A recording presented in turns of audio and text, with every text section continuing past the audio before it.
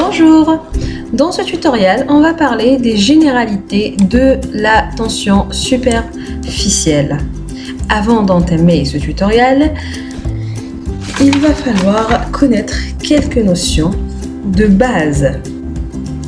Tout d'abord, il faut savoir ce que c'est une phase homogène, ce que c'est une surface et ce que c'est une interface.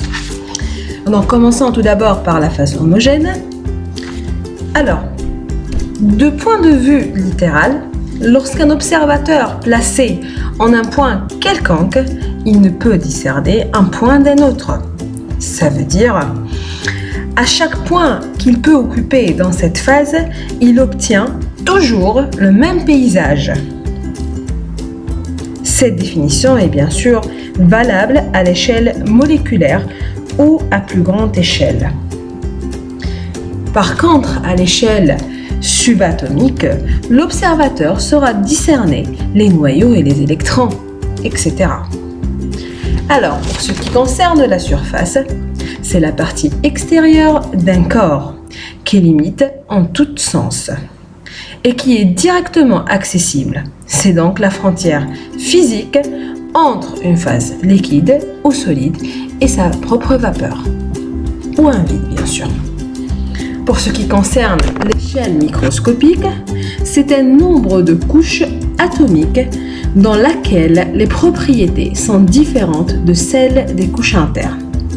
Passons à la définition de l'interface. Donc, c'est la frontière physique entre deux phases condensées. Ce petit exemple va illustrer un tout petit peu la situation. Donc, surface du verre ou interface. On peut voir ici la surface du verre ou l'interface entre le verre et le liquide.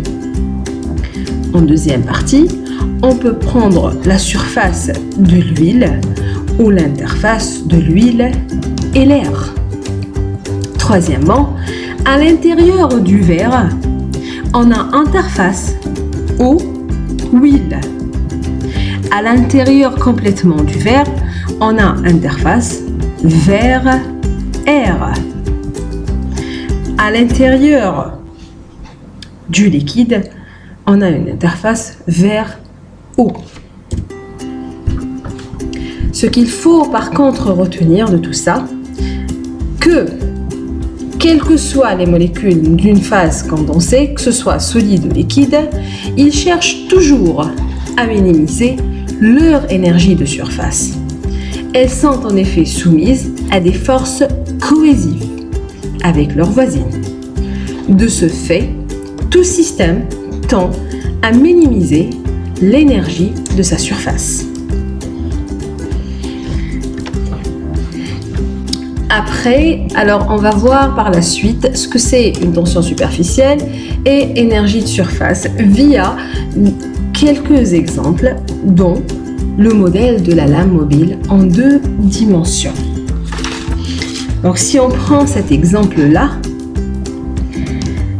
lorsqu'on prend un cadre A, B, C, D, doté d'une barrière mobile AB, de longueur L, qui peut glisser sur DA et CB, plongé initialement dans un liquide. Ce dernier se remplit d'une lame mince de ce liquide. Donc, si on voit bien, initialement la barrière est en position AB. Une fois relâchée, la lame se retracte jusqu'à atteindre l'équilibre stable A', B'. Si on considère que la force F exercée sur chaque face de la lame afin de minimiser la surface du liquide est proportionnelle à la longueur, comme on le voit ici, on obtient F égale lambda fois la longueur. Compte tenu des deux faces de la lame, la force qu'on devrait appliquer pour revenir à la situation initiale AB est F égale à 2 fois la force exercée avant. Donc 2 fois lambda fois la longueur. Donc la constante de proportionnalité lambda est appelée la tension superficielle et définie de façon statique par lambda égale à la force de rétraction fois la longueur. Un autre exemple qui illustre la situation, c'est le modèle en 3 dimensions. Dans ceci, on va introduire l'énergie libre de surface. Si on reprend le même exemple précédemment d'un point de vue énergétique, on trouve que le travail fourni pour dilater la surface A de la lame d'un gradient ds en déplaçant le côté AB d'une longueur dx dans des conditions réversibles à température et volume constant bien sûr, on obtient la loi suivante. Puisque la force totale de la lame compte tenu de ces deux faces est égale A égale à 2 fois x fois la longueur, le travail fourni par unité de surface sera donc lambda égale W dWs sur dA. L'unité de tension superficielle est aussi le joule par mètre au carré. C'est donc l'énergie qu'il faut apporter pour créer 1 mètre carré de surface. L'existence d'une surface apporte donc au liquide un supplément d'énergie qui peut être, dans certaines conditions, recueilli sous forme de travail. Donc, on peut voir aussi les origines des forces de la tension superficielle. J'ai pris ce petit schéma, donc il est assez simple. On trouve les molécules d'eau, la force exercée, etc. Donc, on a des molécules internes, comme on le voit ici, qui se trouvent au sein du corps, et on a des molécules externes, superficielles, qui se trouvent à la surface du corps. Et bien sûr, on trouve aussi les molécules dans l'air. Ça, c'est la schématisation de la tension superficielle, en prenant l'eau comme exemple.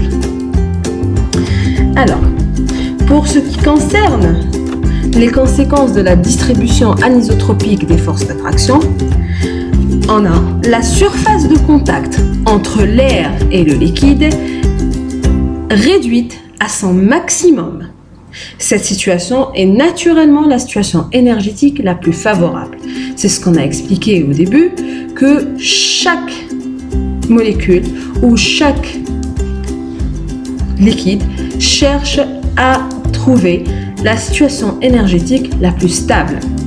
Les molécules à la surface se comportent comme si elles étaient soumises à une pression extérieure. Puis ils se condensent, on dirait qu'il y a quelque chose qui les pousse.